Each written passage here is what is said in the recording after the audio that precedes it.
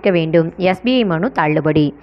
புதுடெல்லியில் தேர்தல் பத்திர விவரங்களை சமர்ப்பிக்க ஜூன் 30 வரை கால அவகாசம் கேட்ட எஸ்பிஐ வங்கியின் கோரிக்கையை உச்சநீதிமன்றம் தள்ளுபடி செய்துள்ளது. தேர்தல் பத்திர விவரங்களை நாளைக்குள் மார்ச் 12 சமர்ப்பிக்க வேண்டும் என்று உத்தரவு பிறப்பிக்கப்பட்டுள்ளது. தேர்தல் பத்திர திட்டம் சட்டவிரோதமானது என்று கூறி அந்த நடைமுறையை ரத்து செய்ய உச்சநீதிமன்றம் கடந்த மாதம் உத்தரவிட்டது. 2019 தேர்தல் பத்திரம் வழங்கிய தொடர்பான விவரங்களை தேர்தல் ஆணையத்திடம் சமர்ப்பிக்க வேண்டும் என்று எஸ்பிஐ வங்கிக்கு உத்தரவிடப்பட்டது. இதற்கு மார்ச் 6 வரை கால அவகாசம் வழங்கப்பட்டது. இந்த நிலையில் பார்த்தீங்கன்னா தேர்தல் பத்திரம் தொடர்பான தகவல்களை தரவிறக்கம் செய்து அவற்றை வகைப்படுத்தி தருவது சிக்கலான நடவடிக்கை என முழு விவரங்களை வெளியிடுவதற்கு ஜூன் 30 வரை கால அவகாசம் வேண்டும் என்று கோரி உச்சநீதிமன்றத்தில் மார்ச் 4 எஸ்பிஐ மனு தாக்கல் செய்திருந்தன.